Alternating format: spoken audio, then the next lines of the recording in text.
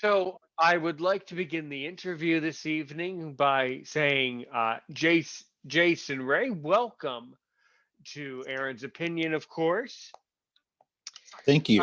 You are very welcome. And I would just like you to know, for one, to start off with, that I am already very pleased with Endurance Required. Now, just to go back into time a little bit, let me first ask you, so Jason, have you had a chance to give any of my content a play? Have you looked through my content? It's totally fine if you have not, but I'm just curious. Yeah, I have. Went through one episode. That's all I have, and I'm really impressed. I really like what you're doing. I appreciate that. Thank you. I say thank you for your kindness. I do appreciate it. The reason I asked is to start by saying that, as you might have heard, the reason I started Aaron's Opinion is I was listening to a lot of podcasts in the disability community or for blind people. And I was noticing, and in my opinion, a lot of these podcasts are just not open enough. And I'm a teacher by trade, and I'm someone who loves to talk. I love to educate, and I love to share my opinions. Whether people like them or not. So, since I love to talk to myself, well, why don't I push record? And basically, me pushing record, recording me giving out my opinions, turned into a show, turned into a podcast over a period of time.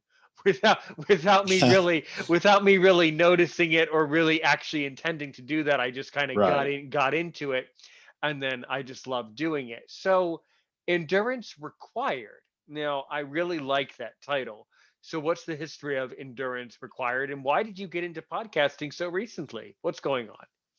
Well, I chose endurance required because it takes endurance when you're living with disabilities, and but not only for us, it takes endurance for those who are around us, for our friends, our family members, those who help us with our day to day stuff or whatever it is. It takes endurance, and that's why I chose that name. And I'd been thinking about doing a podcast for a while. I used to be in broadcasting until I became disabled, and I thought about it, and a friend of mine said, "Hey, why don't you do a podcast?" So I thought, okay, I'll do it, and that's how this came about. I got to thinking of my experiences. In fact, a friend of mine said, "Why don't you talk about your experiences?" And I thought, well, that's a good idea, and then we can just go on that and make it to other people, other different types of disabilities, because people, when they think disability, they think of the same thing. They don't understand that there's different types of disabilities, and there's different types of requirements for those people who are disabled. And so that was my whole purpose of the podcast, was to just make people aware, and also for all of us to come together as a community and say, hey, this is what I deal with, and this is what I deal with. Here's how I cope with this. And I decided, well, let's just do the podcast about that. Huh, huh. Funny you mention it because it sounds so similar to Aaron's Opinion. Why are these stories so similar? It's getting really weird. It's like, everybody in the disability community really needs strong podcasters like you and I to really start educating people about these issues. Everything you said, a lot of that is the same reasons why I created Aaron's Opinion, because I feel that there are not enough strong voices in the community. Right. Now you said several very interesting things. You said that you had been working in broadcasting until you were disabled. So why did your disability stop you from working in broadcasting?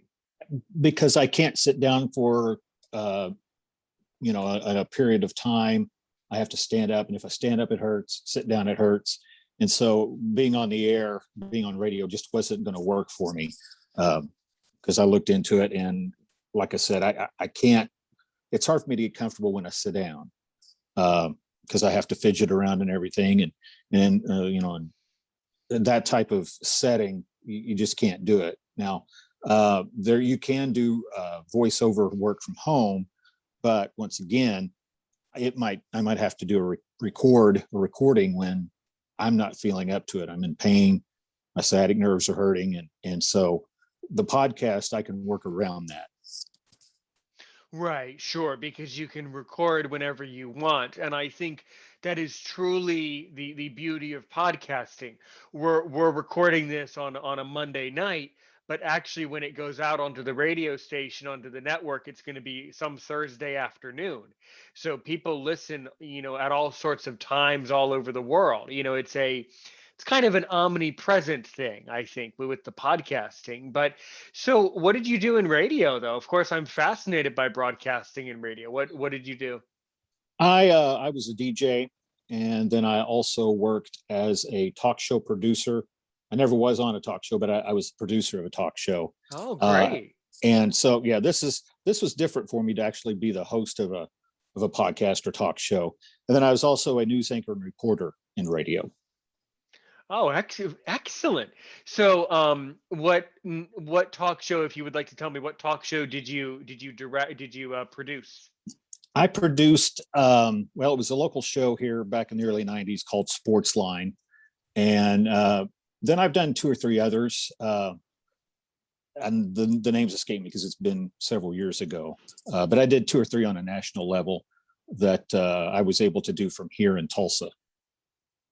Oh, okay. So you say national level. So was your station like on at the at the Cumulus level? What network, what stations did you work for?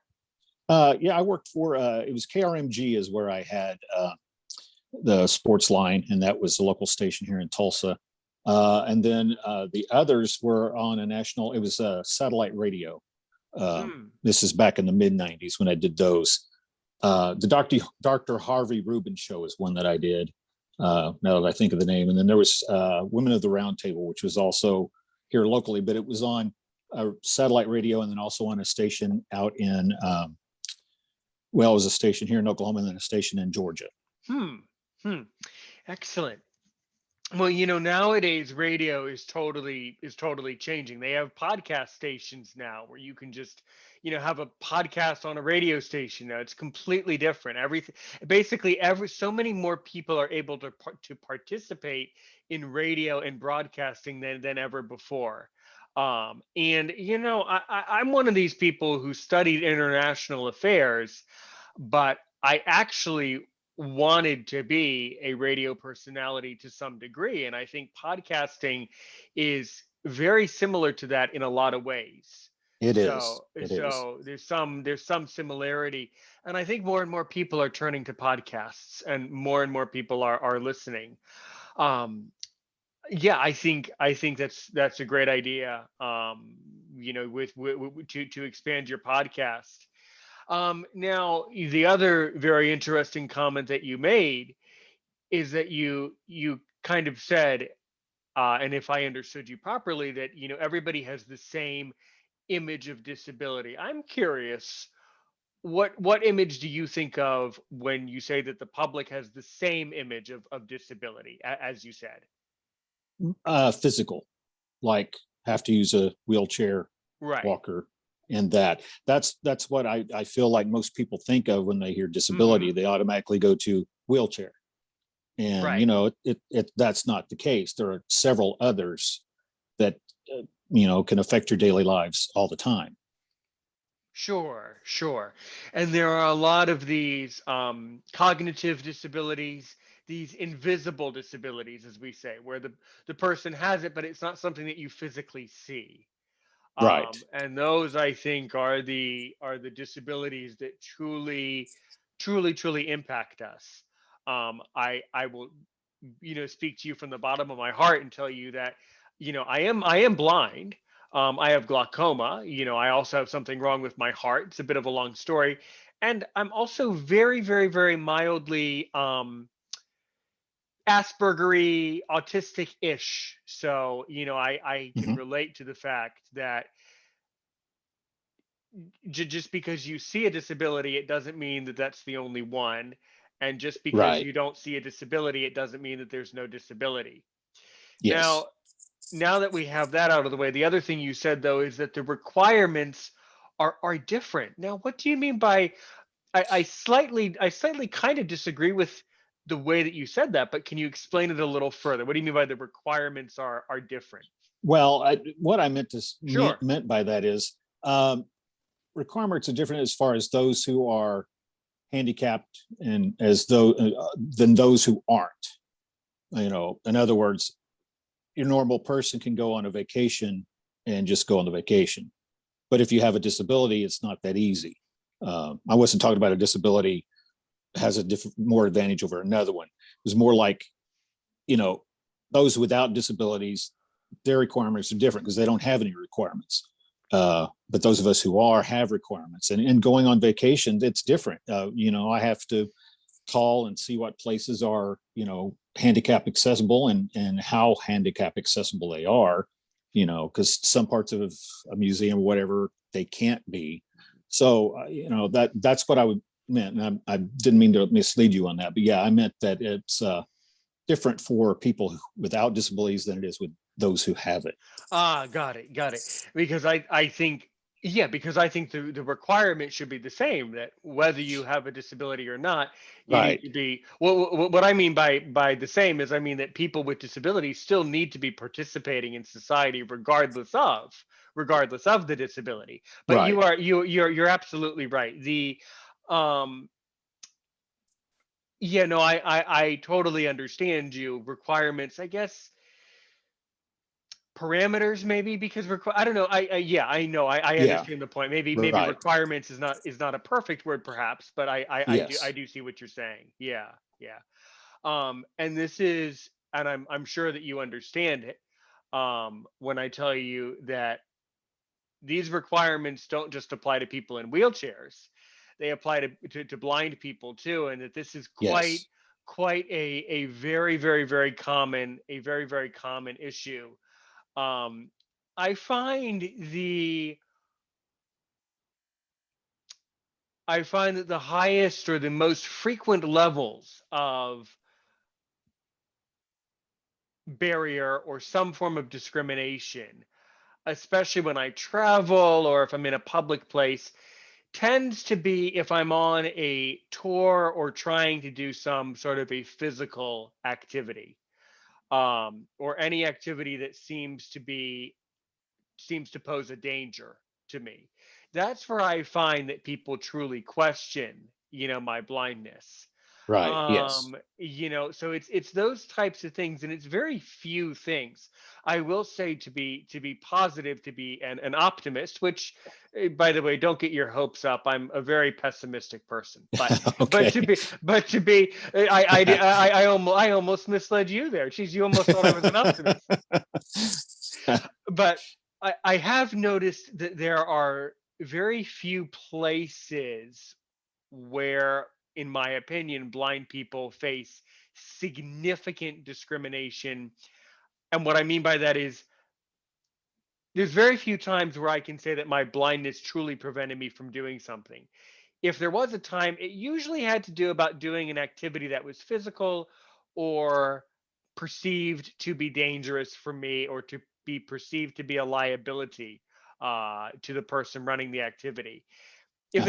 If it's none of those things, then I find that we still have significant issues with society not understanding the capabilities of blind people. But those, the other problem is that the people who are not truly on board with being supportive of people with disabilities are not the same people who listen to Aaron's opinion or endurance required. You know, those people kind of go about their own business, and I have also found this out very quickly, um, which is another interesting thing, that people do Right. disappear very quickly, Exactly. in issues of discrimination. And I imagine that you have faced discrimination. I will tell you that I have faced discrimination, and every time I've had to move on with my life, because this is how life that's life. You just can't, we can't spend our entire lives, making issues and suing people. Right. If we were still doing that. And the reason why I'm saying it is because I feel that, and I respect your opinion about this, but I feel that there's this perceived notion in the disability community that when us disabled people get out into public, we just want to sue people, and we want to get lawyers, and we want to harass people. And I think it's really not true. Right. Uh, Yeah, it's not. We're just, people think that, but we're just wanting it to be equal. We're not out to sue anybody and we're not looking to sue anybody, but it's just, I don't think they understand that we can't do as much because everything's tilted for them and there's nothing in the middle for us. yeah, that's exactly the problem. That's exactly the problem. And also I've noticed, and I want your opinion about this, that I personally have faced a lot of discrimination in airports. But what about you? Have you ever faced any difficulties in airports? Not in airports. Fortunately, I haven't experienced that. In fact, Good. with my wheelchair, I've noticed one thing. They are very accommodating for people in wheelchairs. I will say that. Yeah. Now you can't use your wheelchair on the plane. Uh, if you can get to your seat, they will help you get to your seat, and then they'll stow the wheelchair underneath the cargo area, and then they give it right back to you when the plane lands. So I'm not sure how the electric wheelchairs are, but my manual wheelchair, they actually are very accommodating, and I haven't had any experience of discrimination in an airport. Hmm. Hmm.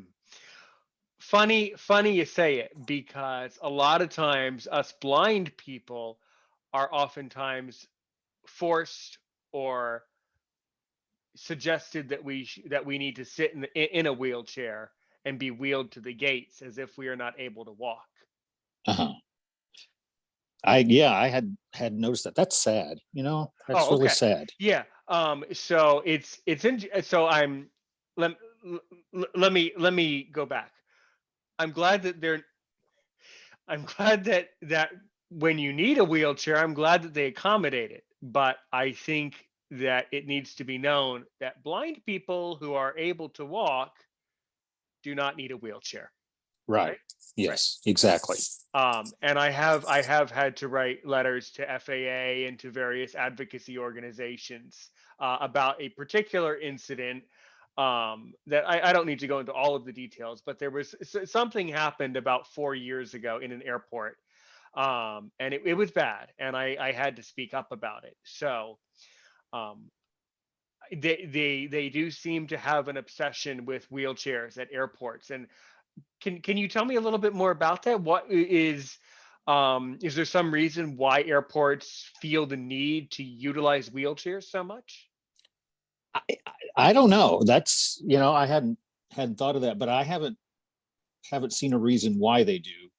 The only thing I can think of is they can get someone there faster, maybe, and they can speed up the process. But I'm not sure why they do that.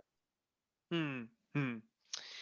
Well, my pretty harsh opinion is that if you're blind and you're able to walk, we need to be allowed to walk to the gates Exactly. independently. Exactly. Right. Um, Now, I think someone like you who is in a wheelchair, I think we need to let you use your wheelchair, and we need to let us blind people walk to the gate, and let the Right. if you need a wheelchair, take one. But the oftentimes the behavior of some of these individuals who work in the airports is simply has quite frankly gotten worse every year.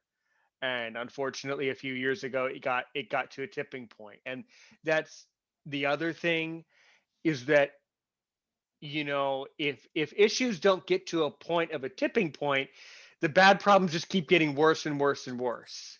They do. So, Exactly. but the problem with that is that outside of you and I, who pay attention to these things and educate people and have podcasts, outside of that, um, the problems keep building up until something really bad happens. I would rather people solve small problems than solve big problems. Right. But that doesn't seem to be, really how things work. Right. So, what are some of the topics that you hope to address in endurance required? I mean, I think you've only put out maybe a couple episodes so far, right? Yeah, I added one last week, and it was just what my life is like daily, uh, being hand and the stuff I can no longer do because I wasn't born handicapped. I became handicapped and I So, became disabled. right. And I think for me, as someone who was born, born blind with glaucoma, I have a syndrome that is now called Kabuki's syndrome, I believe. Peter's anomaly syndrome, where you're blind, in my case, blind, and have something wrong with my heart. I cannot understand what it must be like to become blind as an older adult. So I'm not going to be able to understand what it must be like Right. to, all of a sudden have it like, isn't that weird to like be able-bodied and then have something happen and then you're having to have a disability all of a sudden? Like, Yes. Yes. whoa, It is. whoa. It's strange. Yeah. Yeah, it's Uh, really that's really weird for me to I mean, I probably won't really be able to understand it, but can you try to put it into words so I can understand what like kind of what that's like what happens? Like, sure. My family and I, we love to travel, and we used to go on long road trips. hmm. And in fact, it was a long road trip where I became disabled. Uh, Oh. and yeah, so and I can't go on long road trips anymore. If I go on a long trip, it has to be, and we have to fly. So Hmm. it's frustrating for me when my family goes on a road trip and I can't be there experiencing the same thing they are. They've got these memories that they're creating, and I don't have any part of those memories. And so that's been a really, really difficult thing for me. Uh, and just not being able to do the everyday task like I used to. I mean, if I do dishes, if I do laundry, if I do any of those things, I end up being in so much pain that I just can't hardly move around for a while. The thing with me is the more active I am, the more I hurt. So the best thing for me is rest. And it's just making an adjustment has been the biggest part for me, especially traveling. Traveling is the one that I miss the most. My wife and I, if it's real close, we'll go do a weekend trip, around here. But otherwise, we'll try to do a week long trip, somewhere far away, so we can enjoy the time together. Yeah, I don't get to have those family memories of trips like I used to. Hmm. And would you mind if I ask you what happened on one of these trips? What actually happened? Like, how did? No, no. We were driving in our minivan, and the left front wheel, the whole entire wheel flew off going down the interstate, Oh. and I had to control the vehicle and get it off to the side of the road, keep my family safe. And come to find out, I have a bad back. I have a back of an 80-year-old, and I'm 50. But it was that incident, that all the jarring and everything, that caused it to get to the point where I'm now disabled. I see. Perhaps I mean, obviously, I am not a doctor, but I would say maybe the stress of that whole incident, stress has a tremendous impact on our health. So probably could have been a factor too. Yes, yes, definitely. Yeah, yeah, yeah. There's a lot more research about the way that stress impacts our lives, and a lot of people with disabilities, a lot of people have a lot of stress, and it's really bad. It's really unhealthy. So, hmm, I see. Well, that's very, very interesting and very strange for Yeah, for sure. Um, right. so then, um, how how do you are you mostly working from home? Do you have do you have aspirations to start your own online radio station? I mean, what do you really want to do from home? Right. And well, unfortunately, I'm not able to work because I have to stay in bed much of the time. And Oh uh, goodness. yeah, so I mean, I've learned, I read, I catch up on episodes. I like biographies and history, Hmm. and things of that nature. And I still get to be with my family. During the summer, I've got a 16-year-old son, so he's here during the summer. And so I get to be with him. I get to be with my wife when she's not at work. So I have that, but I don't know about a internet radio station. I have thought about it, but I just don't know if I have enough gumption to do it and have enough energy to do that as well. I see. I see. I'm sure I do understand you, but I'm also sure it's possible. Anything, Yes. anything is possible from home now. Right. Yes. So what are some other topics that you hope to dig into on your podcast?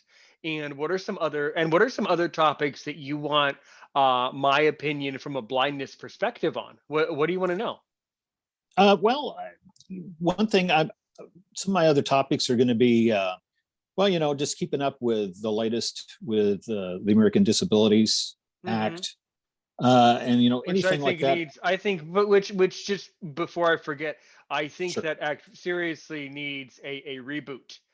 We Yes. need to do a do over on that thing because, you know, my opinion is that it's only half good. And what I mean is this: it's great that if you have a wheelchair, you're able to get into a building and access a movie theater and things like that. I support you in doing that. No questions asked. The problem with a law is that it doesn't prevent people from having preconceived notions or opinions. Right. So until on one hand, I think we need to edit that act to bring it up to the standards of 2021. However, I would be hesitant to do it. If I was a lawmaker and in a position of power, I would hesitate simply on the grounds that laws don't change people's opinions. Right. So I'm not really sure. I don't know. What do you think about it? Do you think there's some way of refurbishing that act that really would change people's opinions? I don't know. What do you think? Uh, I think part of the problem is it's just they passed the law, the Americans with Disabilities Act, and then that was just pretty much it. I mean, yeah, they started enforcing buildings and such, but it's been so long ago that it's just no, you don't hear about it anymore. And I think that's part of the problem there. And they need to just make it more aware that, hey, these people are people too. They're just like you. They just can't get places the way that you can. And they're not less of a person because they're handicapped. And we're doing we've got this ADA to help them so they can enjoy the things you're enjoying every day. Right. Sure. So Um, what? But I mean, what specific changes do you prescribe, or do you really feel that need to be edited in there? I mean, it's a very important topic for you. So tell me, what do you think? well, things I notice when I'm going places are sometimes the handicap spots are right in front, and in other establishments, the parking spaces are further away, which I have Huh. not understood that. You I know, I was, you know what? I'm blind and I can't drive a car, but I was wondering the same thing. I yeah, no, seriously, because yeah, that makes no sense.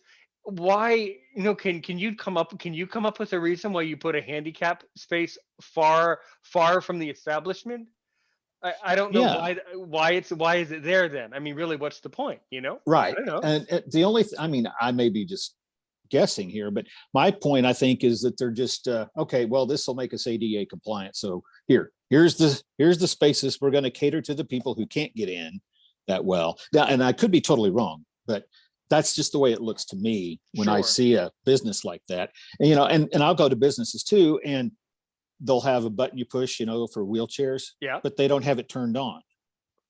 Well, you've got this, you need to keep it turned on. Or you'll go to a store and they've got a button for you to push, which is up high to get their attention. You need help getting in a door.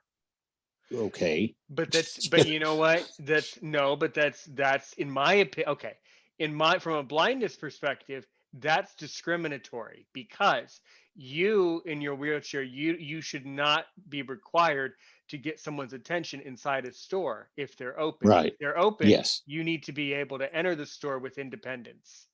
And Right. I will gladly um, support you in writing any sort of letter. And I no, seriously, I mean it, any sort of letter or article that you want to publish that you want me to be aware of about changing those little clauses, those little things. I think probably then it sounds like if it's about parking spaces, public spaces, cities, it sounds like we're getting into a notion of um, US, HUD, Housing and Urban Development. So it sounds like that there's certain committees, maybe Housing and Urban Development Department, of certain cities, and certainly at the national level, that would need to take a look at that and would need to probably pass a specific law stipulating that in every parking lot, the requirement is that the handicap space needs to be in this precise space. Right. And here's the reason why they shouldn't do it. I can already build an argument against it. They would say, well, what if it's a privately owned business on someone's land and they don't want to be told where to put the handicap spaces because it's their own land? So you're definitely going to run into a situation like that. Um, Yes. the other thing that always cracks me up, I really can't understand it. Maybe you can explain it to me. So, um, my my mother had a joint replacement surgery, had a knee surgery, and sometimes she has a hard time walking. And I live with my parents and my brother and my father, and I love to give her a hard time. You really could get a handicap. You really should get a handicap sticker. No, no, serious, right? So, no, Right. no, seriously. And Yeah, I say, exactly. and I've been telling her for years. I say, Mom, you really are allowed to park in a handicap space because I'm with you, right?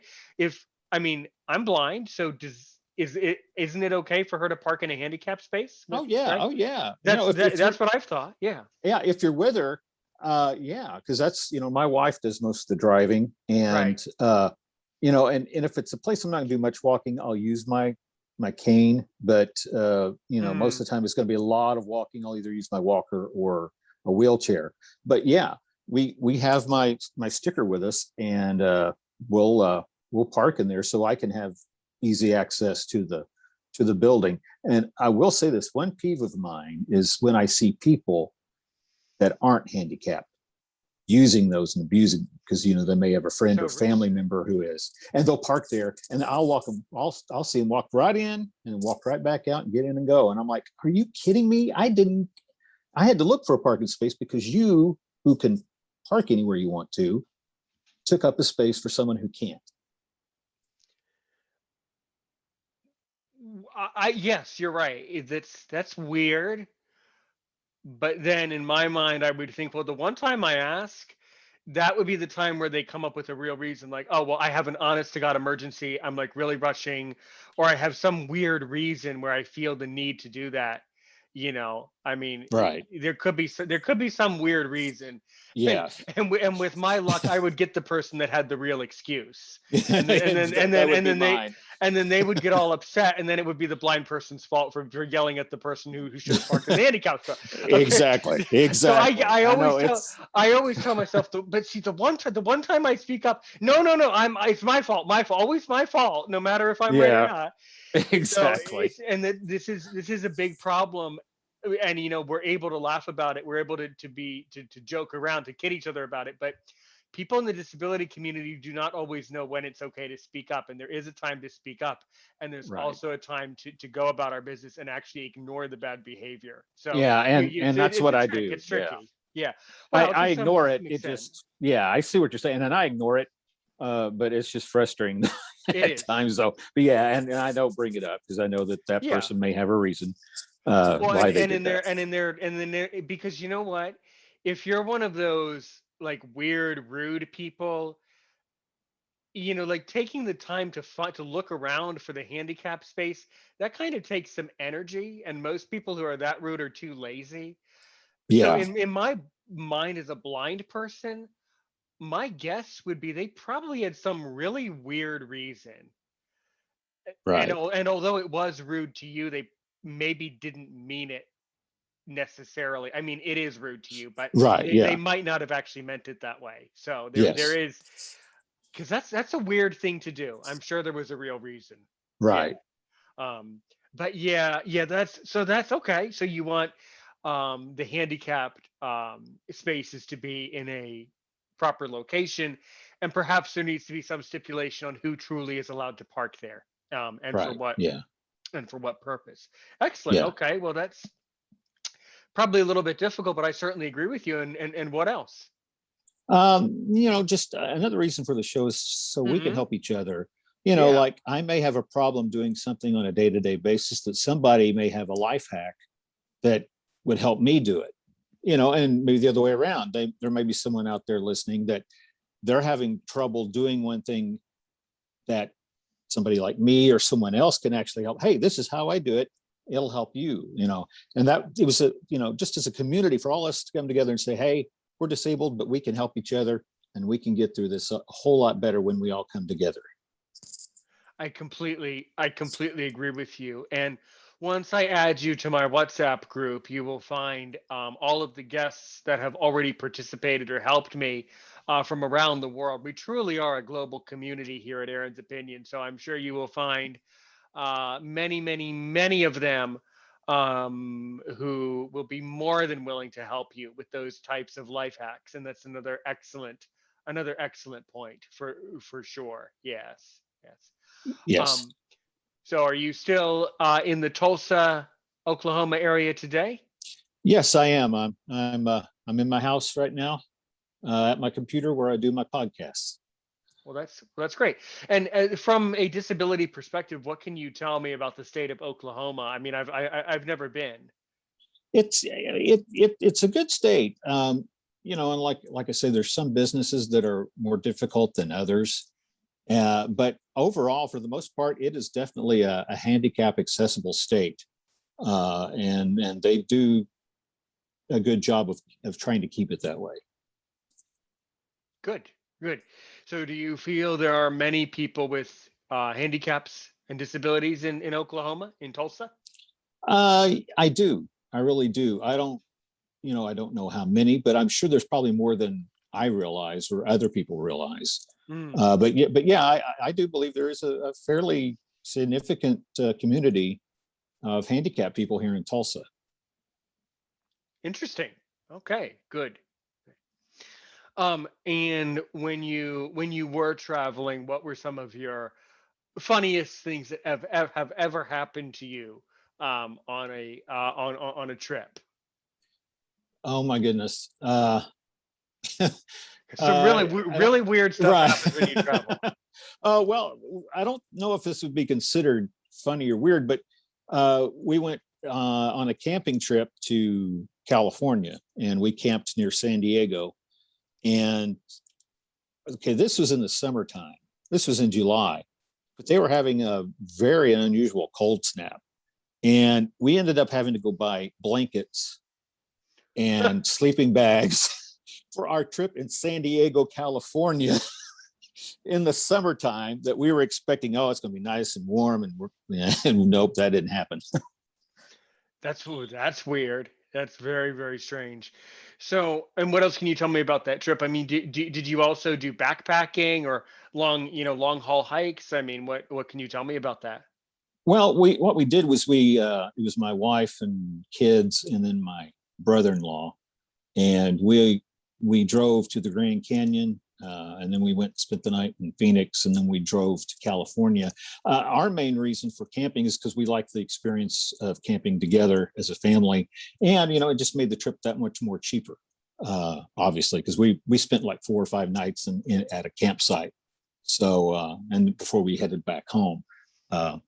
And of course, we didn't do as much on the way back home, but yeah, we just like camping together, and yeah, especially when you've got a brother-in-law who eats things that can make things stink, if you know what I mean, in a tent. I see. That is certainly interesting for sure. Yeah, yes. Well, good. And what are some other podcasts that you have already, listened to? Have you been, contacted by other podcasts? Have other people reached out to you? No, no, they haven't. I haven't gotten to listen to too many podcasts. Uh, there is one that I've been listening to, and uh, they seem like some people I'd like to ask on. And in fact, I want to have you on my podcast here in Oh, the next absolutely. couple of weeks. I would be honored, and absolutely yes. And that is so much more rewarding to be the guest on someone else's podcast. I love being the guest. That is so Yes. good, so good.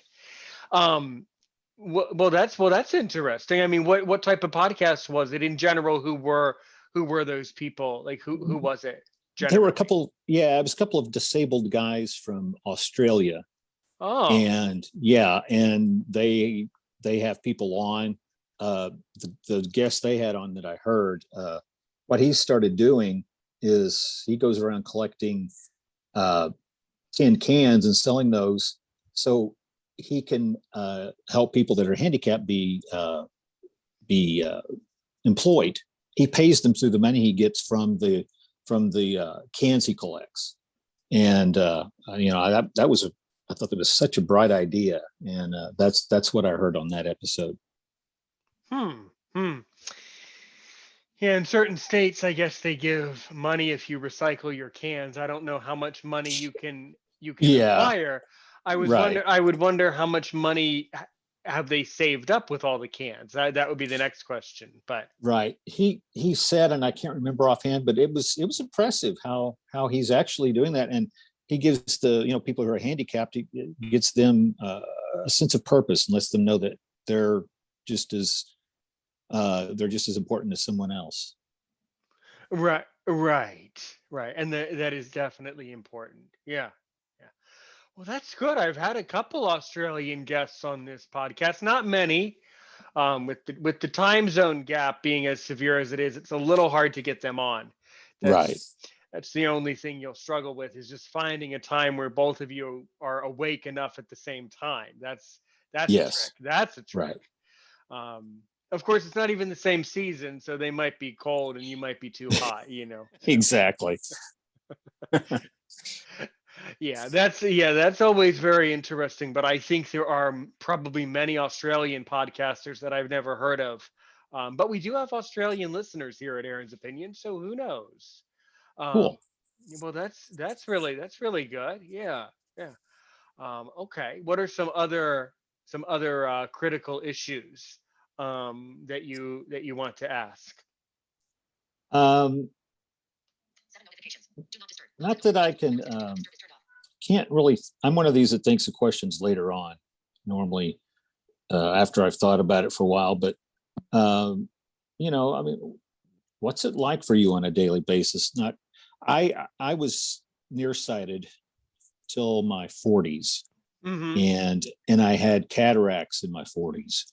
So I wasn't completely blind, but I was close to being legally blind. But fortunately, with cataracts, they did surgery, and I only have to wear readers now. But so I know I don't even begin to have an idea of what it's like for you. But what's it like for you on a daily basis? Well, in my case, the easier part for me is that I was born blind. Now, I've had 7 cornea transplants in my lifetime, the majority of which were done when I was an infant and a very small baby in the early 90s. And next month I turn 30. So for me, you know,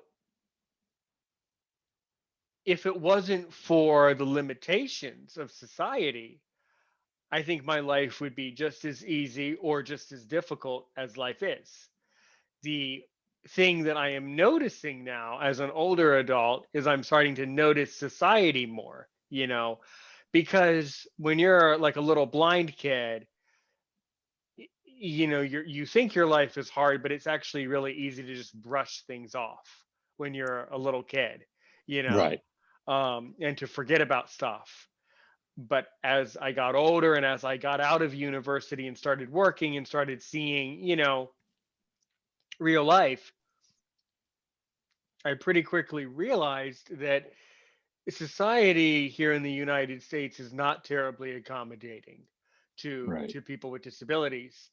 And I do think it's actually gotten a little bit worse as time has gotten on, as people have become more isolated, more time at home, more video games. I think people have really lost a sense of, the same sense of social responsibility that there was in the 1990s when I was growing up, like a really little guy.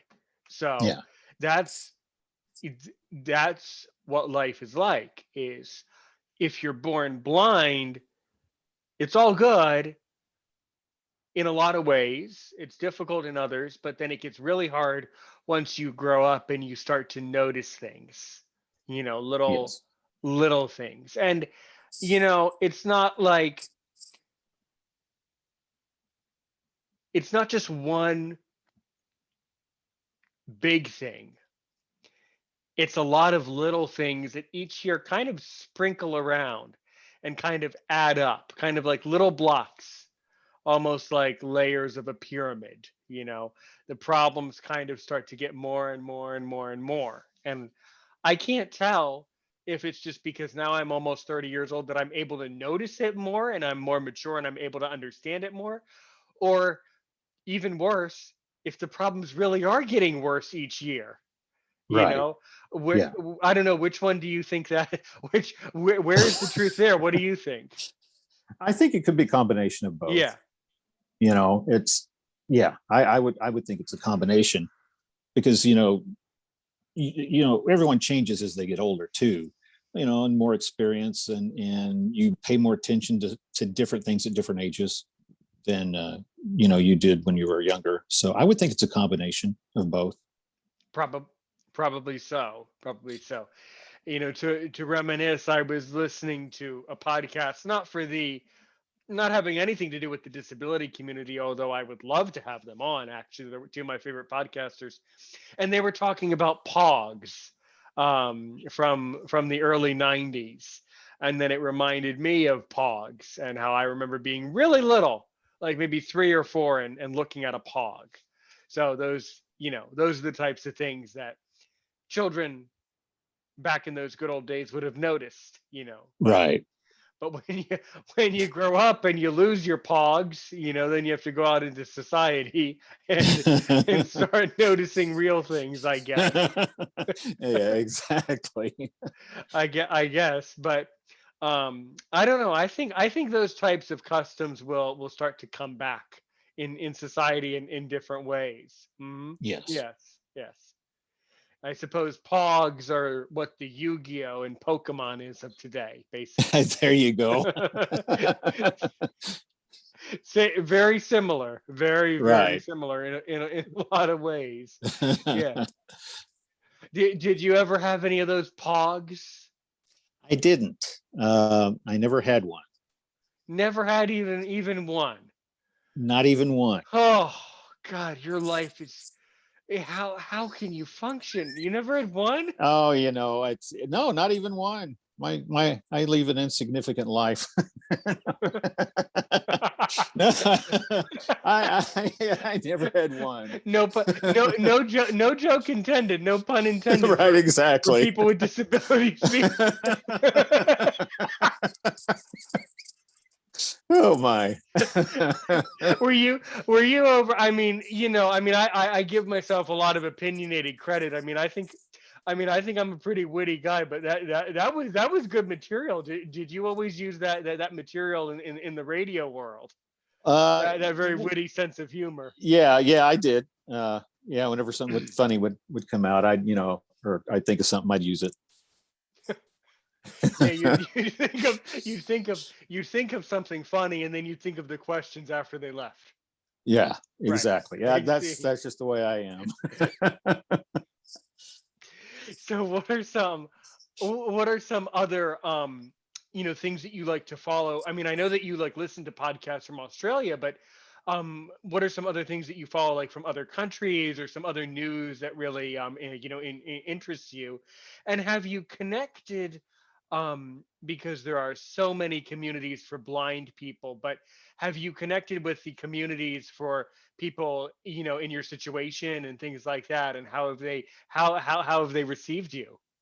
uh, I haven't really. I've only been doing this for a month now. I'm just getting my feet wet, and but that's what I plan on doing over the next few weeks. Is getting in touch with other groups, and seeing what's out there, and seeing what they need, or seeing what they can help me with. But yeah, I'm still trying to get my feet wet, because once I do my podcast, I have to go lay down for a while before I actually produce it and publish it. But Hmm. yeah, that's that's what I'm going to be doing here in the next few weeks. Well, good, good. Yeah, I find that some of these groups really are, I think you will find a lot of similarity with the blindness groups. There's a lot of negativity in these groups, and a lot of people, say all these negative. The attitude is very negative in many of these Facebook groups for blind people. So, it can be very hard for blind people to feel better when everybody else in the group kind of pulls them down, and it's just a big problem in the community, I think. Yeah, right. That is very interesting. Have you, in the past, did you travel much overseas? No, I only went on one trip overseas. It was a missions trip to uh, it was a missions trip to Haiti, Ah, and this was right after the earthquake. And this we had already planned on going there before the earthquake. Then when the earthquake happened, they opened up the airport right about the time for us to go. So we're like, we've got to go now. mm, There's no question. And we went. That's the only overseas travel I've done. I'd like to go to Italy someday, but yeah, that was a hot trip, but it was a very fulfilling trip, helping out the people there in Haiti. oh, what can you tell me about that? I mean, I've never been to, although I do speak French, I've never been to Haiti. It's a it's definitely a third world country, and it's sad because you'll see people that are poor, and then you'll see a lot of people are poor. But then you get on the coast where the ocean is, and you'll have these resorts, uh, for people to go vacationing in. But then you'll see people walking for several miles just to get medical help, and they'll walk several miles a day just so they can see a doctor, and then they'll Yeah. have to walk several miles back home. And that's just, it's hard to, you don't really understand that until you actually see it. And then Hmm. when you see it, you think, man, we're so blessed where we are, that we don't have to walk several miles to get something. Right, right. Yeah, I volunteered in St. Lucia many years ago.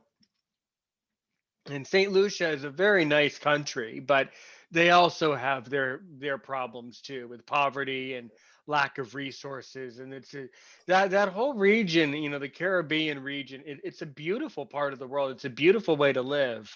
Yes. It really is wonderful, but the problem is that there's so much poverty everywhere. It's quite stifling, the level of poverty in that region. Um, Yes.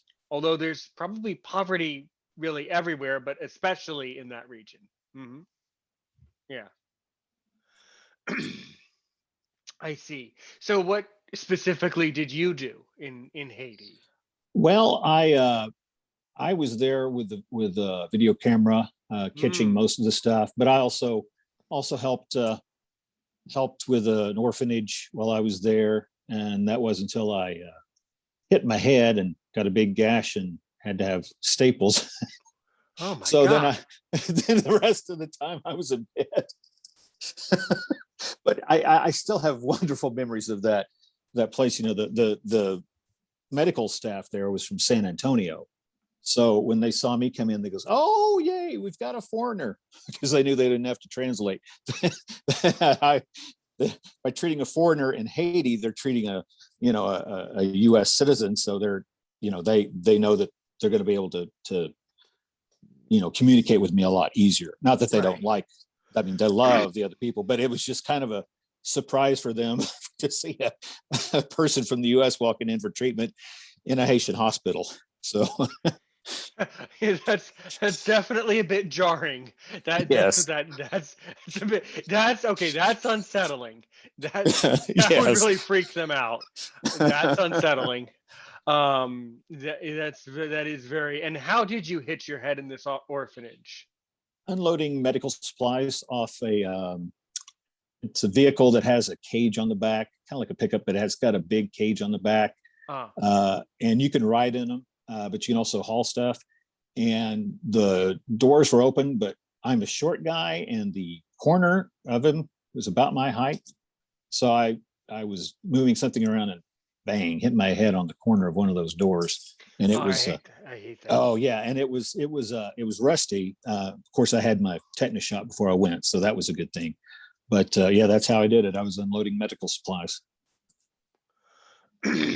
I see. I see. Well, that is a very, very, very interesting experience. I've been all over Europe because I speak French. Yeah, you would probably like Italy, but unless you speak Italian, it's a little difficult to go, to go to Italy, I think.